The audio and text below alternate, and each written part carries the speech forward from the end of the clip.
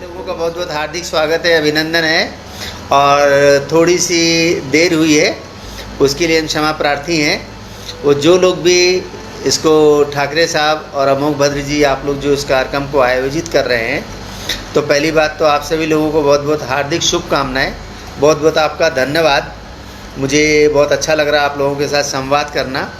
और जैसा कि मुझे ठाकरे सर ने बताया कि ये नागपुर और वहाँ आसपास के सारे मित्रों का एक अच्छा सा ग्रुप है, तो शायद इसमें मैं देख पा रहा हूँ, इसमें अमित मेधावी जी भी हैं साथ में, और अमोघ भद्र जी मुझे दिखाई दे रहे हैं।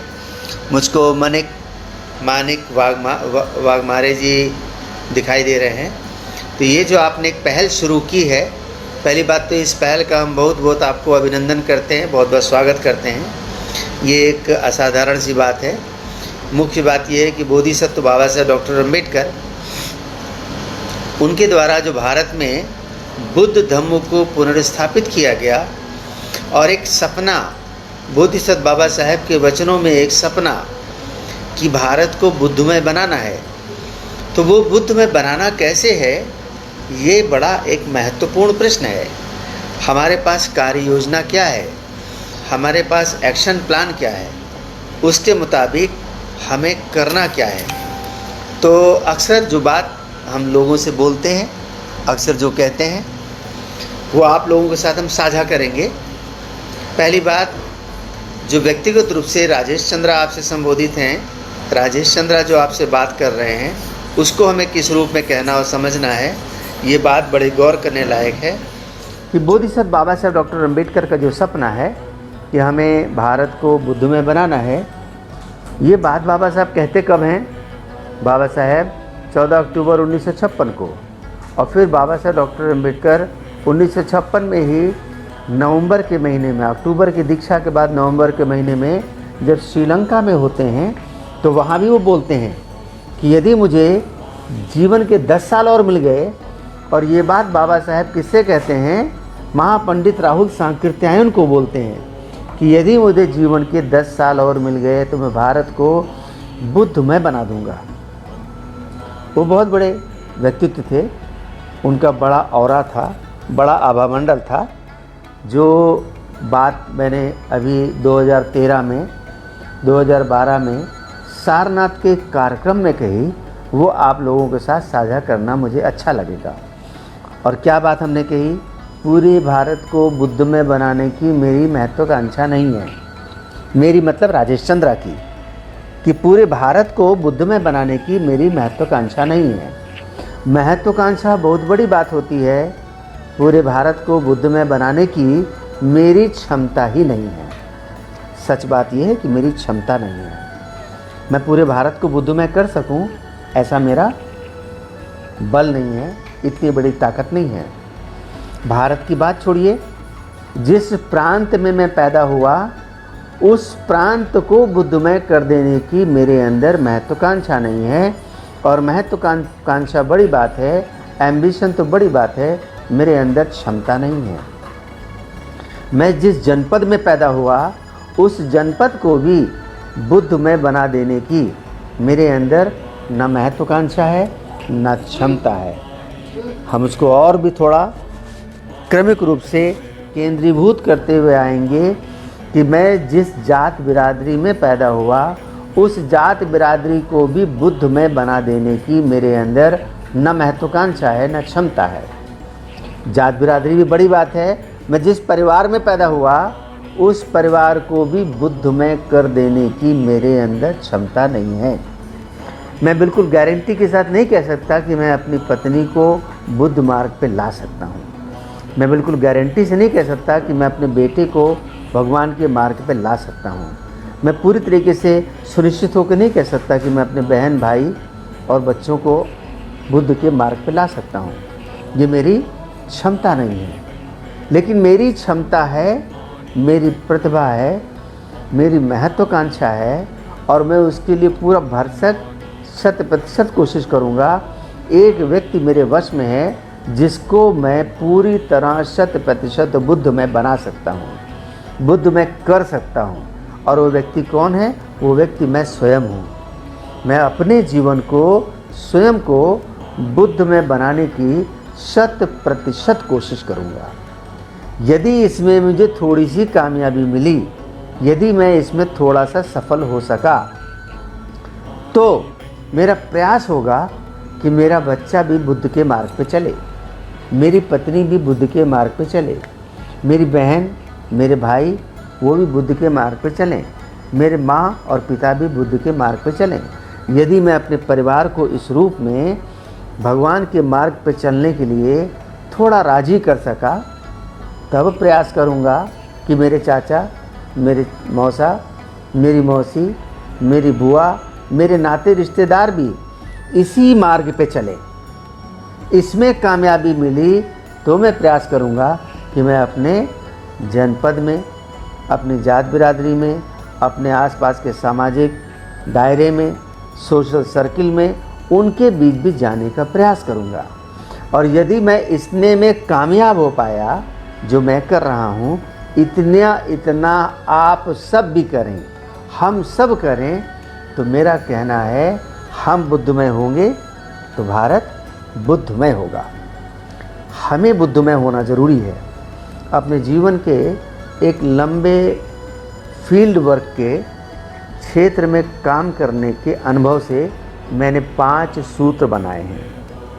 5 सूत्रों को नियोजित करें, 5 सूत्रों को अप्लाई करें, 5 सूत्रों को क्रियान्वित करें, तो मुझे उम्मीद है कि यदि इन 5 सूत्रों पर हमने काम किया, तो जो हमारे महान बोधिसत्व बाबा साहब कहते हैं कि मैं 10 साल और ज़िंदा रहा, भारत को बुद्धमय बना दूंगा, तो वो महान बोधिसत्व हैं, उनके अंदर ये क्षमता थी।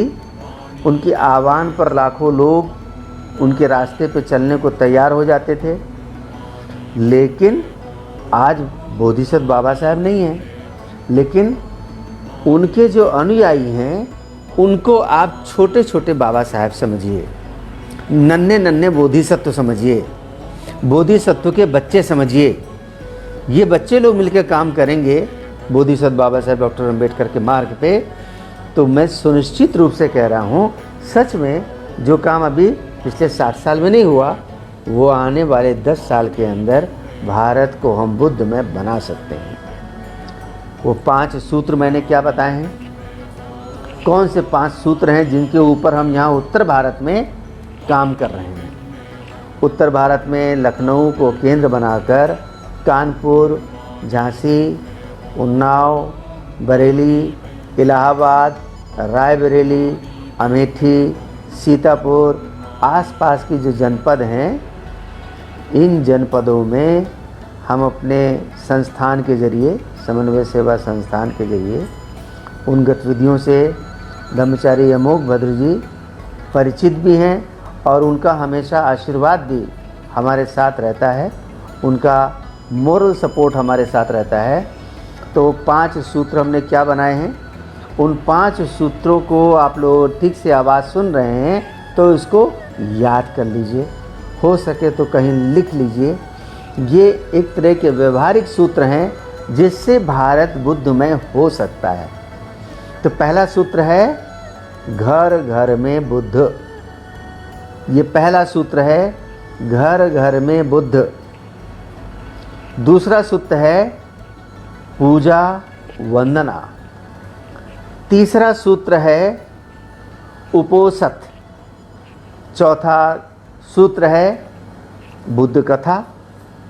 और 5वां सूत्र है अपने जैसा एक और। अपने जैसा एक और। मैं इन 5 सूत्रों के ऊपर क्रम से थोड़ा सा आपसे अब इलेबोरेट करूँगा, थोड़ा उसको विस्तार से बात करूँगा। तो पहला सूत्र क्या है? घर घर में बुद्ध। जो व्यक्ति अपने आप को कहता है मैं बुद्धिस्ट हूँ, मैं बौद्ध हूँ, पहली शर्त यह है कि उसके घर में भगवान बुद्ध की एक प्रतिमा होनी चाहिए। छोटी सी प्रतिमा, कम से कम 6 इंच की, अधिक से अधिक 1 फुट की उसके घर में एक प्रतिमा होनी चाहिए। हमने देखा जो लोग अपने आप को बौद्ध कहते हैं, उनके घरों में भगवान बुद्ध की एक प्रतिमा नहीं होती है। एक चित्र नहीं होता है, और वो अपने आप को बहुत बड़ा बुद्धिस्ट बोलते हैं। जिनके घरों में बुद्ध की मूर्ति या चित्र होता भी है, वो ड्राइंग रूम में एक शो पीस की तरह रखा रहता है। उसके ऊपर धूल जमी रहती है, उसके ऊपर मिट्टी जमी रहती है, उसके ऊपर मक्खी विष्टा करती है, उसके ऊपर चींटी चढ़ती रहती है। ऐसी गंदी प्रतिमा या चित्र घर में रखना और अपने आप को बुद्ध कहना, बौद्ध कहना, ये अपने बौद्ध होने के ऊपर प्रश्न चिन्ह लगाना है। तो पहली बात, जो अपने को बौद्ध कहता है उसके घर में भगवान की एक छोटी अथवा बड़ी प्रतिमा होनी चाहिए, और प्रतिमा अच्छे सम्मानजनक स्थान पर रखी होनी चाहिए। रखी होने के साथ साथ वो प्रतिमा प्रतिदिन साफ होनी चाहिए। घर के सारे लोग बैठकर, और पूरा घर राजी नहीं है तो आप स्वयं प्रतिदिन अथवा साप्ताहिक उस प्रतिमा के सामने बैठना, उसको पोंछना, साफ करना, पुष्प अगर धूप उस पर अर्पित करना, और बैठकर थोड़ी देर ध्यान करना। दूसरा सूत्र क्या जो बताया मैंने? पहला सूत्र कि घर घर में बुद्ध। जो बौद्ध कहता है उसके घर में भगवान की प्रतिमा होनी चाहिए। दूसरी बात, पूजा वंदना। जो अपने को बौद्ध कहता है उसे न्यूनतम 5 बातें कंठस्थ होनी चाहिए, याद होनी चाहिए, ज़बानी याद होनी चाहिए।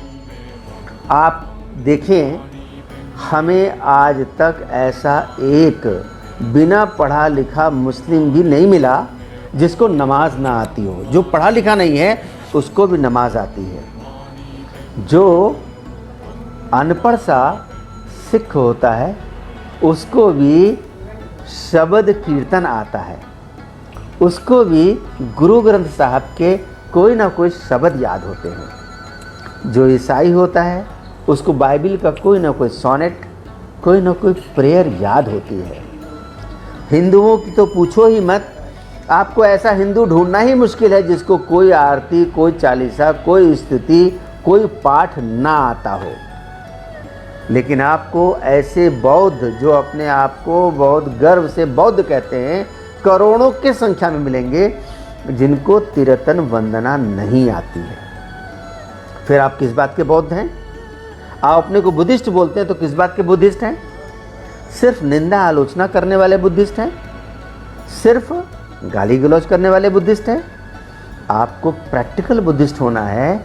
आपको कम से कम तिरतन वंदना याद होनी चाहिए। आप किसी भी धम्म सभा में, किसी भी समागम में लोगों से हाथ उठा के बात करके पूछो, आप में से कितने लोगों को तिरतन वंदना आती है? तिरतन वंदना का मतलब क्या होता है? इतिपिसो भगवारहं सम्मा संबुद्धो विद्याचरण संपन्नो सुगतो लोकविदु अनुत्तरो। ऐसे ये बुद्ध वंदना है, ऐसे ही धम्म वंदना है।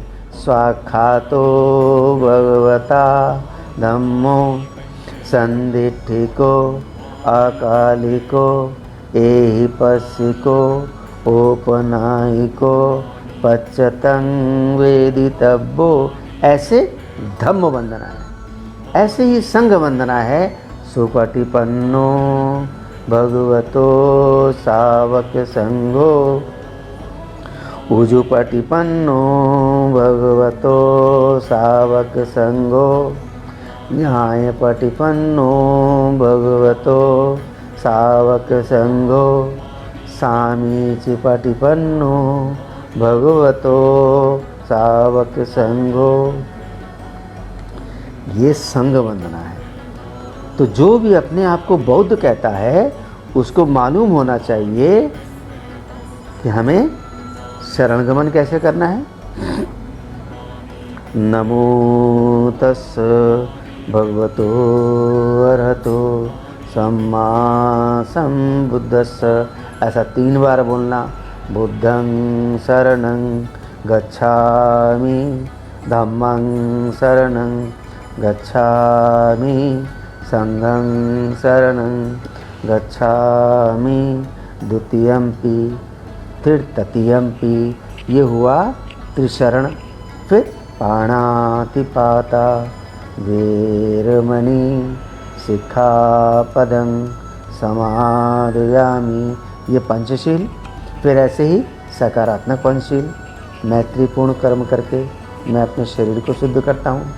ये पंचशील के बाद फिर हमें तिरतन वंदना, इतिपिसो भगवा अरहं, फिर स्वाखातो भगवता धम्मो, फिर सुपटिपन्नो भगवतो सावक संगो, फिर बुद्ध पूजा, वनगंध गुणोपेतं एतं कुसुम संततिं पूजयामि मुनिन्दस् श्रीपाद सरोरुहे। तो ये बुद्ध पूजा याद होनी चाहिए। बुद्ध पूजा के बाद धम्म पालन गाथा, सब पाप सकरणं कुशल सुप संपदा सचेत पर्योदपनं एतं बुद्धानुशासनं। ये मैं ऐसा नहीं कि कोई अपना सूत्र या फार्मूला आपको दे रहा हूँ। ये सूत्र, ये फार्मूला हमको बोधिसत्व बाबा साहब ने दिया हुआ है। बोधिसत्व बाबा साहब की एक छोटी सी पुस्तिका है बौद्ध पूजा पाठ। बौद्ध पूजा पाठ में ये सारी बातें इसी क्रम में दी हुई हैं। और बाबा साहब ने ऐसी अपेक्षा की थी कि हमारे लोग जिनको ये मार्ग पे चलना है, इतना उनको कंठस्थ होना चाहिए। तो पहली बात हमने क्या बताई कि भारत को बुद्ध में बनाना है तो शुरुआत अपने से करनी है। पहली बात, घर में हमारे एक बुद्ध प्रतिमा होनी चाहिए। यदि अपने को बुद्धिस्ट हम बोलते हैं तो हमारे घर में बुद्ध प्रतिमा होनी चाहिए। बुद्ध प्रतिमा पर प्रतिदिन धूप दीप पुष्प अगर अर्पित होनी चाहिए। दूसरी बात कि हमें पूजा वंदना के ये सूत्र और ये गाथाएं स्मरण होनी चाहिए। कैसे स्मरण होनी चाहिए? जैसा मैंने ये आपको बताया है। तीसरी बात जिस पर हम आना चाह रहे हैं कि हमें उपोषित अपने जीवन में धारण करना चाहिए। ज़्यादातर अपने आप को बौद्ध कहने वाले लोग, उनको पता ही नहीं उपोषित होता क्या है। हम उसके ऊपर खाली संक्षेप में थोड़ा सा बातचीत करेंगे, बहुत ही संक्षेप में। एक बार माता महामाया, मैं क्षमा चाहूँगा माता विशाखा, श्रावस्ती की जेतवन में आती हैं। श्रावस्ती की जेतवन में ऐसे ही उपोषित का दिन होता है। उपोषित का दिन जो लोग जानते हैं, पूर्णिमा, अष्टमी, पूर्णिमा के 8 दिन के बाद पड़ने वाली जो अष्टमी होती है उसको बोलते हैं कृष्ण पक्ष की अष्टमी। फिर उसके 8 दिन के बाद पड़ने वाली अमावस्या, अमावस्या के फिर 7वें दिन, 7 दिन पूरे करके 8वें दिन पड़ने वाली अष्टमी, उसको बोलते हैं शुक्ल पक्ष की अष्टमी। फिर अष्टमी की 8 दिन के बाद पड़ती है पूर्णिमा आ जाती है। ऐसे पूरे महीने में 4 तिथियां होती हैं जिन तिथियों के लिए भगवान बुद्ध ने उपोषित का विधान किया है। ऐसे भगवान बुद्ध के समय जब संघ, भिक्षु संघ 4 महीने वर्षावास करता था तो सारे उपासक उपासिकाएं मिलकर उपोषित रखते थे। उपोषित 4 महीने रखते थे। 4 महीने उपोषित में क्या होता है? 16 उपोषित पड़ते हैं। 1 महीने में 4 तो 4 महीने में 16 उपोषित पूर्ण होने के बाद सारा उपासक संघ मिलकर भिक्षु संघ के लिए महान दान का आयोजन करता था। उनको अपनी अपनी चारिका पे विदा करता था। ऐसे बहुत से प्रसंग त्रिपिटक में सुनने को, पढ़ने को मिलते हैं कि उपासक और उपासिकाएं अपने जीवन की किसी समस्या का अधिष्ठान लेकर उपोषित रखते थे। मिसाल के लिए, मेरी रोजी रोटी नहीं लगी है, मुझे आजीविका का साधन मिल जाए, तो उपोषित करने से उनको आजीविका के साधन मिल जाते थे। कोई अविवाहित कुमारी है, उसके अंदर मन में संकल्प है कि मुझे मनचाहा पति मिल जाए, उसकी शादी हो जाती थी। कोई विवाहित महिला है, संतान नहीं है, उसके घर संतानें होती थी। ऐसे माता विशाखा एक बार जब जेतवन में आई तो जेत वन में देखा तो 500 उपासिकाएं जेत वन में सफ़ेद वस्त्रों में। आप कल्पना कीजिए कि सफ़ेद वस्त्रों में एक साथ रुपहले परिधानों में 500 उपासिकाएं किसी भी मैदान में दिखाई दें तो लगेगा जैसे आसमान से परियां उतर आई हैं। माता विशाखा कुमारी लड़कियों से जाके पूछती हैं, तुमने ये उपोषद क्यों रखा है? वो लड़कियां क्या बोलती हैं? ज़्यादातर लड़कियों का जवाब ये होता है कि मैंने अच्छे सुंदर पति की वर की उम्मीद से ये उपोषद रखा है। माता विशाखा विवाहित महिलाओं से पूछती हैं, आपने ये क्यों रखा है? तो ज़्यादातर विवाहित महिलाएं 2 बातें बताती हैं। हमने संतान की इच्छा से रखा है, या हमें कोई सौतन न मिले इस इच्छा से रखा है। कोई सौतन अगर है तो उससे छुटकारा मिले इस इच्छा से रखा है। बूढ़ी माताओं से पूछा, आपने क्यों रखा है? तो बूढ़ी माताओं ने ज़्यादातर क्या बताया? मुझे बहू से आदर मिले, बहू से सेवा मिले, अपनी गोदी में नाती पोतों को खिलाऊं और बीमार न होऊं, मरणांतर मृत्यु के उपरांत मेरी सद्गति हो, मैं देवलोक को गमन करूं, इस इच्छा से मैंने उपोषद रखा है। तो माता विशाखा आकर भगवान के सामने कहती हैं कि ये उपासिकाएं ऐसी ऐसी अधिष्ठानों और ऐसे ऐसे कामनाओं से उपोषद धारण किए हुए हैं। भगवान क्या ऐसा होता है? उपोषद रखने से क्या ऐसा भी होता है उनकी मनोकामनाएं पूरी होती हैं? तो भगवान कहते हैं, विशाखे ऐसा होता है, लेकिन उपोषद 3 प्रकार का होता है। मैं जो आपको बात बता रहा था कि 4 महीने के वर्षावास में उपासक उपासिकाएं 16 उपोषद रखते थे और 16 उपोषदों के पूर्ण होने के बाद संघ को विशाल दान करते थे। और ऐसे बहुत से प्रसंग मिलते हैं कि उपोषद धारण करने के उपरांत उपासकों के उपासिकाओं की मनोकामनाएं भी पूरी होती थी। वो जो 16 उपोषद का विधान था, आज की तारीख में वही विधान उलट के 16 सोमवार, 16 शुक्रवार, 16 बृहस्पतिवार वो उपोषद का उपवास बन गया और वो अधिष्ठान का 16 उद्यापन बन गए और ऐसे परंपराओं का रूपांतरण हो गया। हमें कुछ नया नहीं करना है, अपनी परंपराओं को पुनः हस्तगत करना है। We have to claim our property, we have to reclaim our property. हमें अपने संपदा को फिर से उसका दावा करना है। तो तीसरी बात, पहली बात भगवान की प्रतिमा घर में होना, दूसरी बात हमें नियमित रूप से पूजा वंदना के शुद्ध कंठस्थ होना, तीसरी बात कि हमें उपोषद धारण करना। उपोषद धारण करने की और विस्तृत बातें हम फिर चर्चा करेंगे। फिलहाल अभी इतना समझें कि हमें साप्ताहिक उपोषद रखना चाहिए।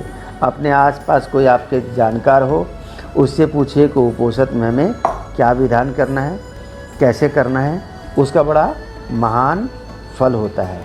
ऐसे साप्ताहिक उपोषद करना, पूर्णिमा, अष्टमी, अमावस्या, फिर अष्टमी, फिर पूर्णिमा, इस प्रकार उपोषद करते हैं।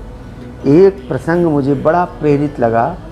वो जो बंधुल है राजा प्रसेनजीत का सेनापति, तो वो बंधुल की पत्नी है मल्लिका।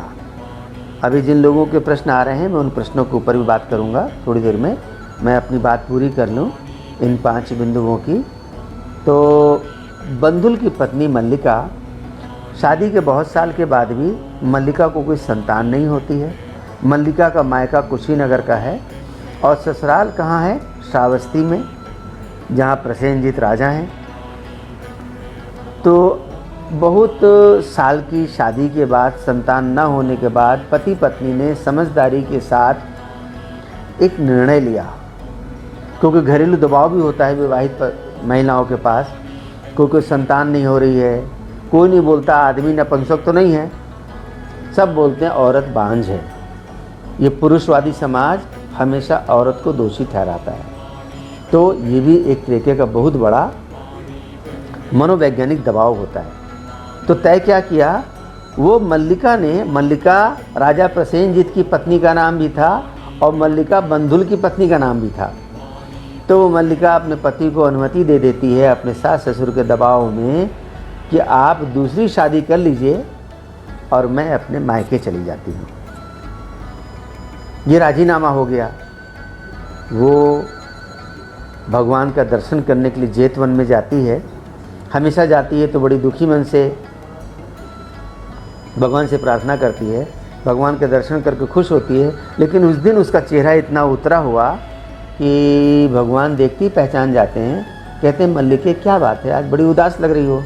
तो वो कहती है भगवान आज मैं आपके दर्शन करने अंतिम बार आई हूँ, मैं अपने मायके जा रही हूँ। अब आपके दर्शन तब होंगे जब कभी आप हमारे जनपद में कुशीनगर आएंगे।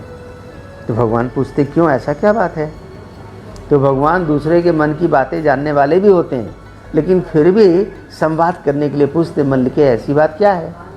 तो बता देती है कि हमारे संतान नहीं है, हमारे घर में ऐसा दबाव है, हमने पति पत्नी ने मिलकर ये तय किया है, उनको दूसरी शादी करने की अनुमति दे दी है ताकि उनकी वंश वेल बढ़े और मैं अपने मायके जा रही हूँ।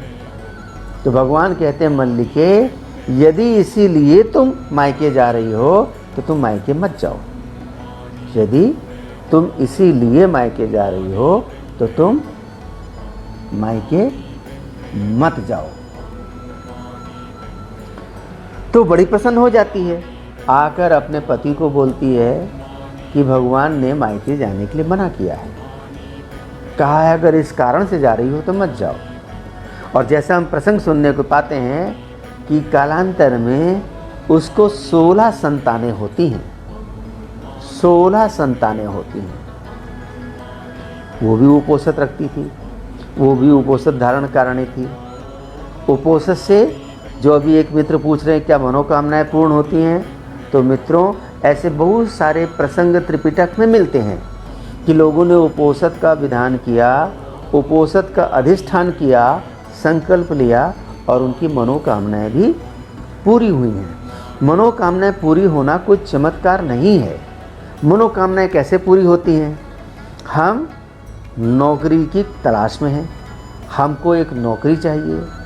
नौकरी चाहने के लिए हमको क्या करना होगा, हमें सारे कॉम्पिटिटिव एग्ज़ाम के फॉर्म भरने होंगे, हमें उस नौकरी से संबंधित पढ़ाई को एकाग्र मन से करना होगा। लेकिन हमारे अंदर आदत है कि हम खाना खा के हमको नींद आने लगती है, हम रात में जल्दी सो जाते हैं, हम सुबह देर तक सो के उठते हैं, हमारे अंदर आलस और प्रमाद हावी है। लेकिन जब हम उपोषित रखते हैं तो ऐसा विधान है कि हम उस दिन ध्यान करेंगे, साधना करेंगे, ब्रह्मचर्य का पालन करेंगे, दोपहर के बाद विकाल भोजन नहीं करेंगे। दिन में 10 बार हमको बार बार भोजन करने की इच्छा होगी, लेकिन उस इच्छा को हम रोकेंगे।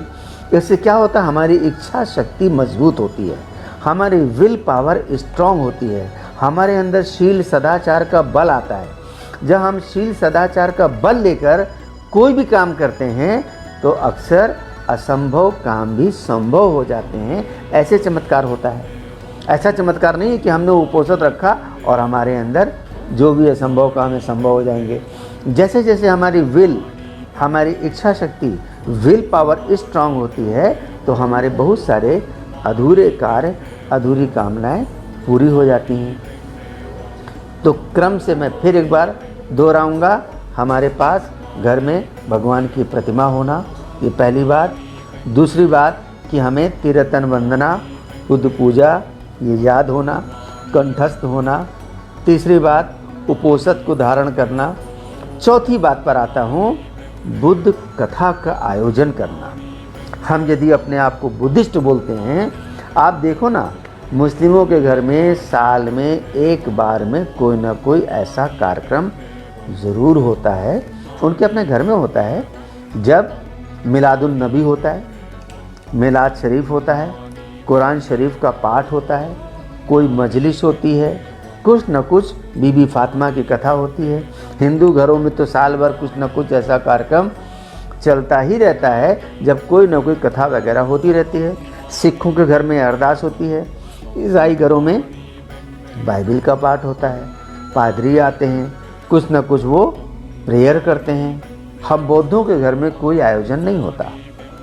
हमें अपने साल में कम से कम 2 बार ऐसा कोई न कोई आयोजन अपने घर में करना चाहिए, जब किसी पावन भिक्षु को आमंत्रित करके, किसी बोधाचार्य को आमंत्रित करके, किसी धर्मचारी को आमंत्रित करके अपने घर में बुद्ध पूजा रखनी चाहिए, बुद्ध कथा रखनी चाहिए, जो भगवान के से संबंधित कथानकों को हमें प्रेरक रूप में सुनाएं, हमारे अंदर धम्म संवेग को जगाएं। ऐसे अवसर क्या हो सकते हैं? आपको कुछ नहीं है, अपने जन्मदिन के अवसर पे ऐसा कर सकते हैं, अपने बच्चों के जन्मदिन के अवसर पे ऐसा कर सकते हैं, अपने शादी की सालगिरह के मौके पे ऐसा कर सकते हैं, अपने घर में कभी प्रवेश किया तो गृह प्रवेश की तिथि पे ऐसा कर सकते हैं, अपने कोई दिवंगत जन हैं तो अपने दिवंगत जनों की स्मृति में ऐसा कर सकते हैं।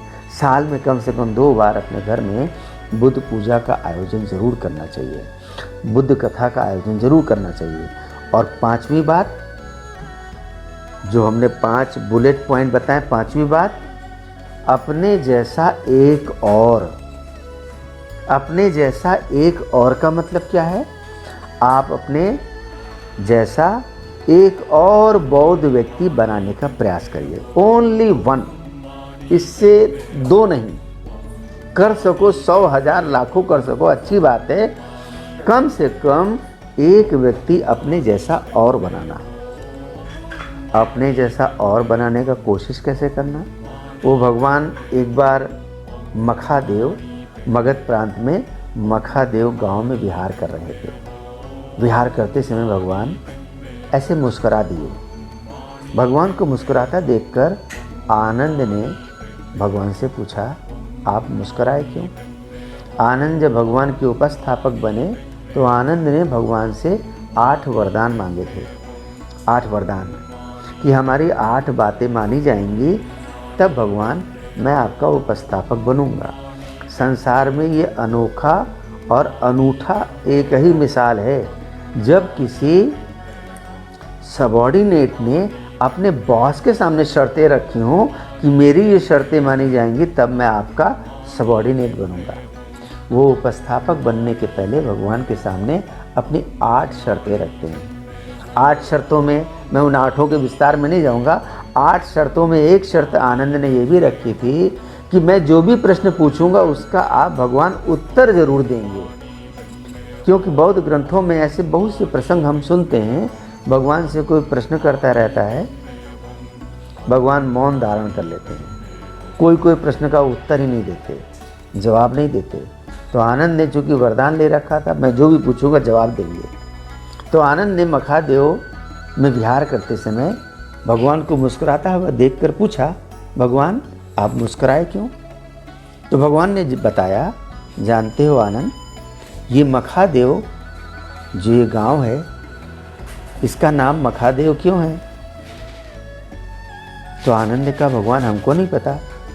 भगवान ने बताया कि ये मखादेव नाम का एक राजा हुआ था। ये मखादेव राजा की स्मृति में ये मखादेव गांव है। अब बहुत कल्प पहले यहाँ पे मखादेव नाम का राजा था।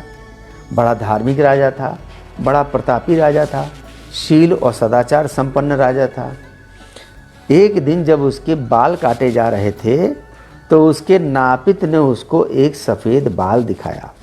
कहा, भगवान अपने राजा को बोला, देव अब आपके बाल सफ़ेद होने लगे हैं।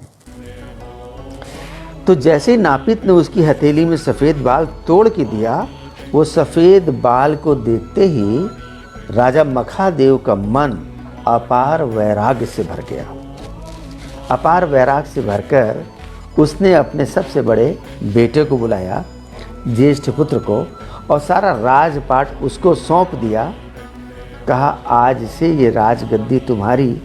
और ऐसा कहकर वो स्वयं प्रवज्ञा लेकर ध्यान साधना धर्म के मार्ग पर लग गया। जाते समय अपने बेटे से कहा कि तुम इस परंपरा को निभाते रहना, जब तक इस वंश में ये परंपरा चलती रहेगी तब तक ये वंश सुखी, समृद्ध और संपन्न होता चला जाएगा।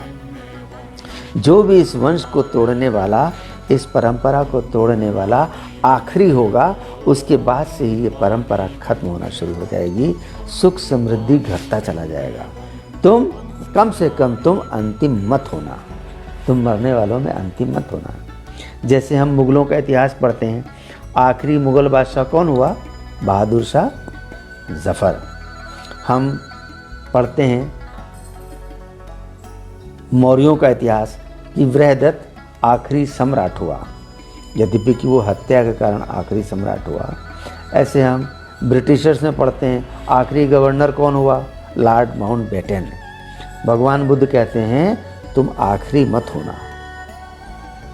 आखिरी कौन होगा? जो ये परंपरा को खत्म कर देगा, अंतिम मत होना। तो ये परंपरा कहते हैं बहुत पीढ़ियों तक चलती रही और आज सुख समृद्धि से बढ़ता रहा।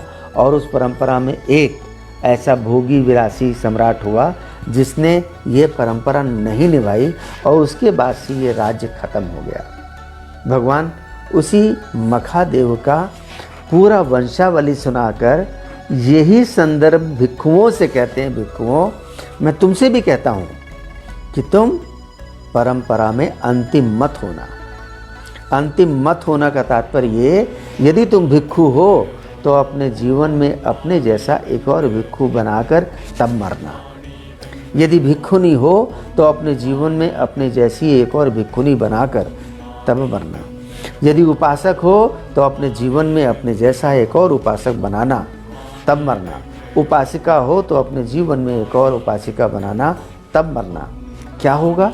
जब तक ये परंपरा चलती रहेगी तब तक बुद्ध का शासन समृद्ध होता रहेगा, विस्तार पाता रहेगा। भारत से ये परंपरा मिट गई, इसके नाते बुद्ध की परंपरा मिट गई। बोधिसत्व बाबा साहब ने हमें धम्म दिया तो हमने भी धम्म का प्रचार प्रसार किया। मगर एक बात ध्यान देने की है, बोधिसत्व बाबा साहब ने कहा भारत को बुद्धमय बनाना है। अभी 60 साल से ज़्यादा हो गए, 1956 की बात है और 2016 में 60 साल हो रहे, अभी इधर 4 साल और हो रहे, 64 साल हो रहे। तो भारत को बुद्धमय बनाना है, लेकिन हमने क्या किया? हम अपनी बिरादरी को बुद्धमय बनाने में लग गए। उधर महाराष्ट्र में जो बिरादरी ने भगवान का धम्म पाया, बोधिसत्व बाबा साहब से पाया, वो अपनी बिरादरी को बुद्धमय बनाने में लग गए। इधर उत्तर भारत में भी जो लोग भगवान के रास्ते पे आए वो अपनी बिरादरी को बुद्धमय बनाने में लग गए। तो बनाना था भारत को बुद्धमय। एक बात गणित का कक्षा 8 का छात्र भी समझेगा, सरल सा गणित है। भारत को बुद्धमय बनाना है तो पूरे भारत को बुद्धमय बनाना है।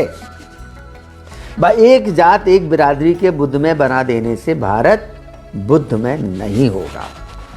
भारत को बुद्धमय बनाना है तो समस्त समाजों को, समस्त जात बिरादरियों को हमें धम्म वितरित करना होगा, उनको इसी मार्ग पे लाना होगा।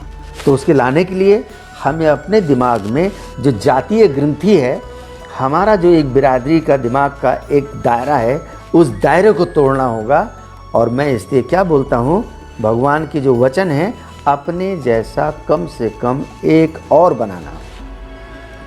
मैं उसमें खाली एक बात जोड़ता हूँ, अपने जैसा एक और बनाना, लेकिन अपनी जात बिरादरी के बाहर बनाना। आप अपनी जात बिरादरी में फैलाओ, बनाओ, सबको बुद्ध के रास्ते पर लाओ, ये बहुत अच्छी बात है।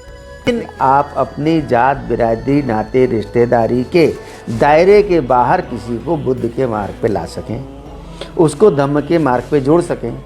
यदि आप ऐसा कर सकेंगे तो वास्तव में बुद्ध धम्म की स्थापना में बड़ा योगदान होगा। तो मैं इन 5 बातों को संक्षेप में एक बार की फिर सारांश दोहराऊंगा। पहली बात कि हमारे पास यदि अपने को बुद्धिस्ट बोलते हैं तो हमारे घर में भगवान की प्रतिमा होना चाहिए, अनिवार्य रूप से होना चाहिए, कंपल्सरली होना चाहिए।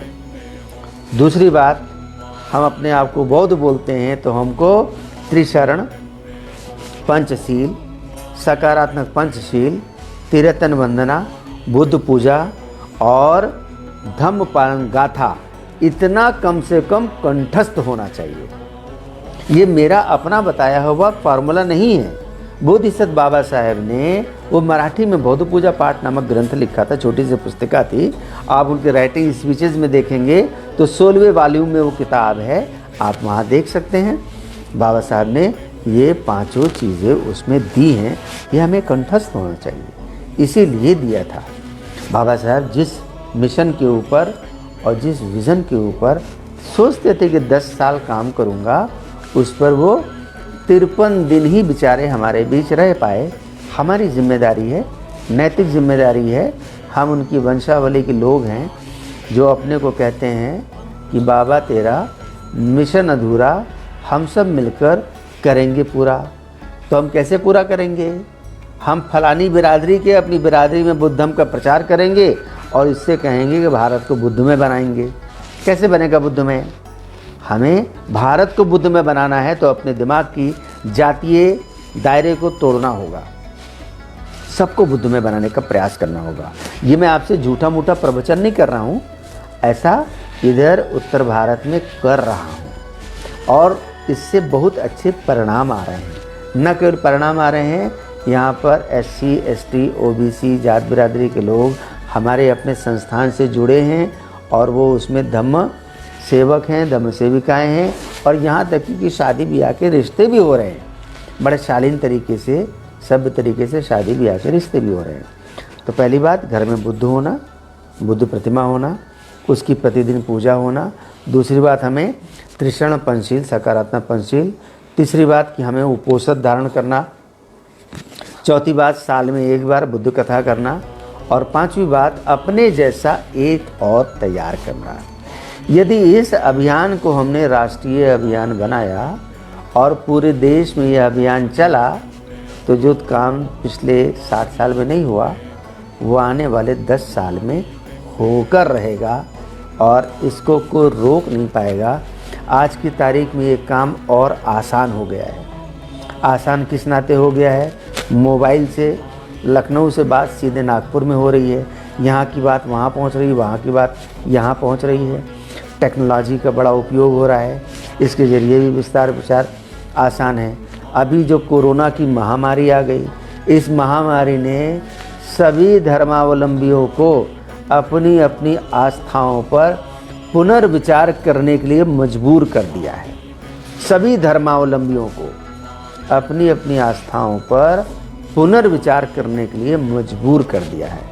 सभी को, जो बहुत अनपढ़ किस्म के लोग हैं, जो पढ़े लिखे नहीं हैं, उनको भी लगने लगा है।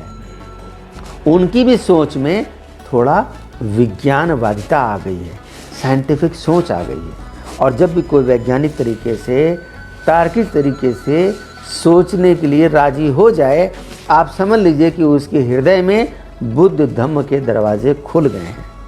ऐसे समय में हम आप जैसे लोग जो बुद्ध धम्म के प्रति बड़े निष्ठावान हैं, अपने आप को प्रचारक प्रसारक मानते हैं, उनकी जिम्मेदारी बढ़ जाती है 4 कदम आगे बढ़कर और उनको बुद्ध धम्म की ओर चलने के लिए प्रेरित करना।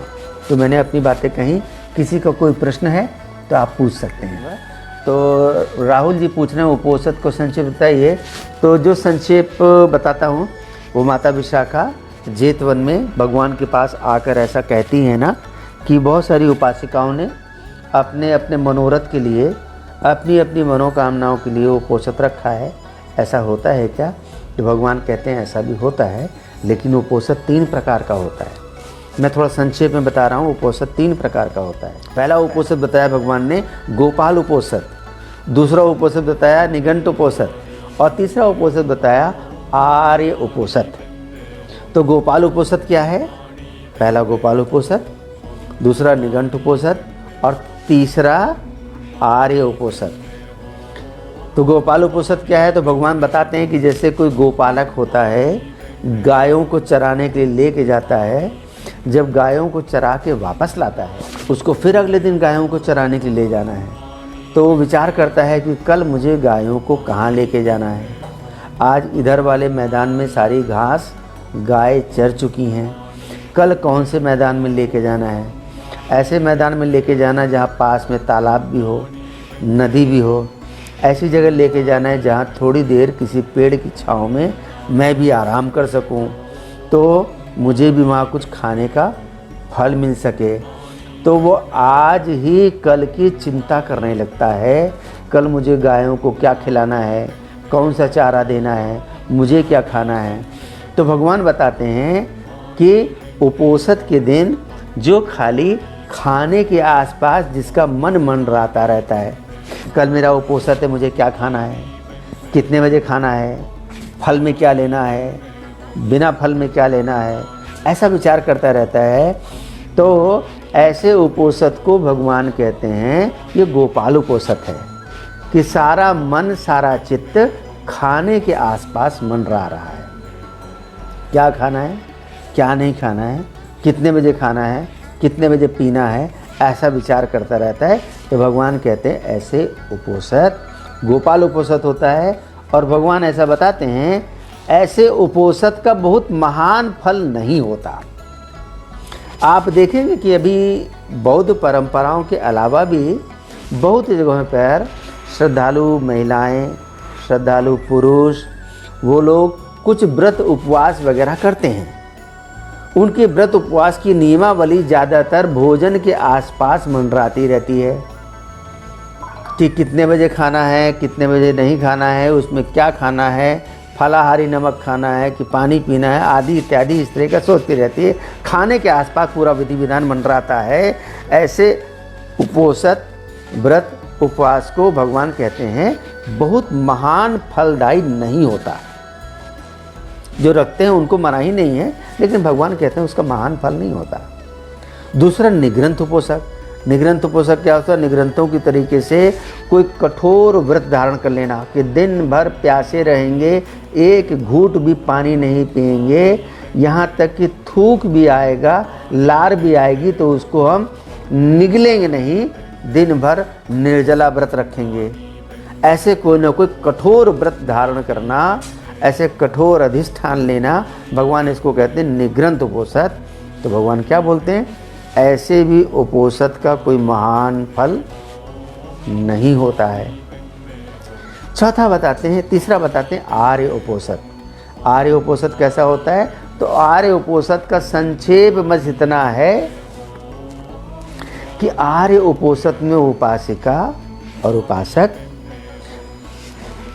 हफ्ते में 1 दिन, महीने में 4 दिन, उपासक है तो भिक्षु के जैसा जीवन जीने का प्रयास करते हैं, अरहत के जैसा जीवन जीने का प्रयास करते हैं, भिक्षुनी के जैसा जीवन जीने का प्रयास करते हैं, थेरी के जैसा जीवन जीने का प्रयास करते हैं, जैसा जीवन वो प्रतिदिन जीते हैं। तो भिक्षु कैसे जीता है, भिक्षु शील सदाचार का जीवन जीता है। जो सच में भिक्षु होता है ना, जो सच में भिक्षुनी होती है, जो अरहत होते हैं, जो थेरी होती है, वो शील सदाचार का जीवन जीते हैं। तो मैं पूरा दिन 8 शीलों का पालन करूंगा, ऐसा अधिष्ठान लेते हैं। भिक्षु या भिक्षुनी दोपहर के बाद भोजन नहीं करते, विकाल भोजन नहीं करते, तो मैं उस दिन अष्टमी को, पूर्णिमा को, अमावस्या को विकाल भोजन नहीं करूंगा। भिक्षु अपना प्रतिदिन का जीवन ध्यान और धम्म में व्यतीत करते हैं, तो मैं हफ्ते में 1 दिन सुबह से लेकर देर रात तक और अगली सुबह तक ध्यान और धम्म में बिताऊंगा। साथ में चूँकि उपासक हूँ, गृहस्थी हूँ, तो क्या करूँगा, दान जरूर दूंगा। जहाँ कहीं भी हमें कोई दान की उपयुक्त पात्र दिखता है, जैसे हमारा पावन भिक्षु संघ है, पावन भिक्षु संघ कोई रोजी रोटी तो होती नहीं, उपासकों का दान वही उनके आश्रय का सहारा होता है, तो उनको दान करना।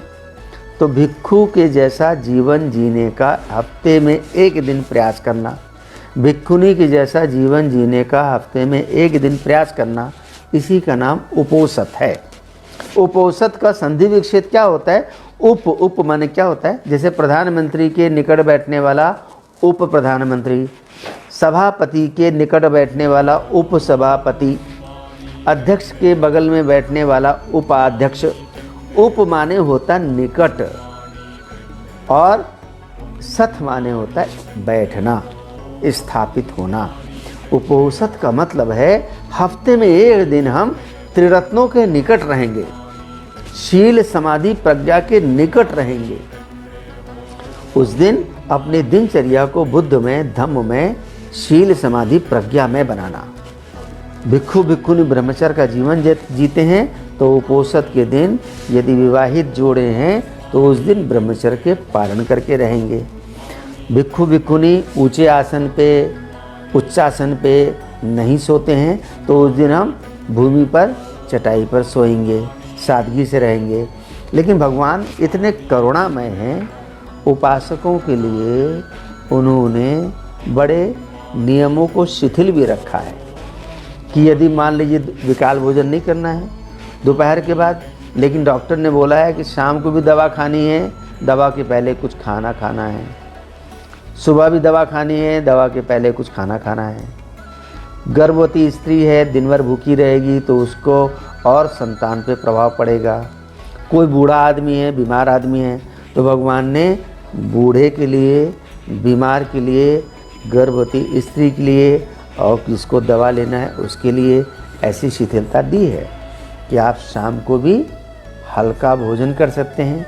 प्रयास ये करें कि भोजन चबाकर करने वाला नहीं हो, वो भोजन हमारे लिए कैसा हो, हल्का भोजन हो सके तो वो तरल पदार्थ हो, शरबत हो, लस्सी हो, कुछ इस तरीके का। तो भगवान क्या बताते हैं कि इस उपोषित का कितना बड़ा महान फल है। ऐसे उपोषित का फल भगवान बताते हैं। उस समय के 16 गणराज्य थे, वज्जी गणराज्य, कौशल गणराज्य, ऐसे पांचाल गणराज्य, ऐसे 16 गणराज्य थे। भगवान कहते हैं कि 16 गणराज्यों की समृद्धि, 16 गणराज्यों की समृद्धि भी एक उपोषित के फल के बराबर नहीं है, एक उपोषित के फल के बराबर नहीं है। इतना महान फल उपोषित का भगवान बताते हैं। कौन सा उपोषित? वही उपोषित जिसे बोलते हैं आर्य उपोषित। तो ये थोड़ा थोड़ा प्रयास करना चाहिए। ऐसा अभी जब से ये महामारी शुरू हुई है, लॉकडाउन शुरू हुआ है, इधर लगभग 1500 परिवार बुद्ध पूर्णिमा से नियमित रूप से उपोषित धारण कर रहे हैं। अभी कल भी उपोषित था नियमित रूप से इधर उत्तर भारत में, जिसमें लखनऊ, कानपुर, बरेली, रायबरेली, अमेठी, सीतापुर, प्रयागराज, वाराणसी जनपदों से सब लोग जुड़े हुए हैं। वो सब नियमित उपोषित रखते हैं और नियमित रूप से ऐसे तिरतन वंदना याद करते हैं। हमने एक अभियान चलाया, लॉकडाउन शुरू हुआ तो बाबा साहेब का ग्रंथ बुद्ध और उनका धम्म 11 अध्याय प्रतिदिन पढ़े गए। 24 दिन में वो ग्रंथ पूरा हुआ। लोगों ने उस ग्रंथ का वाचन किया। आप सभी को बहुत बहुत धन्यवाद, बहुत बहुत शुभकामनाएं। आप हमारे साथ जुड़े और ख़ास करके ठाकरे सर और आदरणीय श्री धर्मचारी अमोघ भद्र जी, हेमचंद्र ठाकरे जी, क्या बोल रहे हैं आप? थोड़ा हिंदी में लिखो। अच्छा, बड़ा आपने फूल दे दिए, बहुत सुंदर, अच्छा लग रहा है, थैंक यू। ये भी बड़ा सुंदर। किसी को कोई प्रश्न है तो आप पूछ सकते हैं। राहुल गायकवाड़ जी, बहुत बहुत धन्यवाद। आपके प्रश्न के बहाने मुझे इतनी देर धम्म की चर्चा में समय देने का अवसर मिला। नरसिंह सर, बहुत बहुत धन्यवाद। और ख़ास करके ठाकरे सर, आपने एक अवसर दिया। और आदरणीय धर्मचारी अमोघ भद्र जी, जिनका सुखद सानिध्य और आशीर्वाद हमेशा मेरे साथ रहता है, बहुत आभारी हूँ कि आपने मुझे एक अवसर दिया। और अभी इसके ऊपर हमको जैसा बताया है धर्मचारी अमोघ भद्र जी ने कि हर हफ्ते आप लोग ऐसा करते हैं, तो अगले हफ्ते अभी से थोड़ा समय तय करते हैं और किसी एक विषय को लेकर आज मुझे थोड़ी सी कुछ अन्यत्र व्यस्तता हो गई, तो मैं दिए गए समय पे नहीं आ पाया था। अगले हफ्ते फिर आपके साथ हम चर्चा करेंगे तो क्या मुझे सभी को नमो बुद्धाय जय भीम कहना चाहिए, विदाई लेना चाहिए? किसी को कोई प्रश्न तो नहीं है? सभी लोगों को बहुत बहुत धन्यवाद, आभारी और नमो बुद्धाय जय भीम।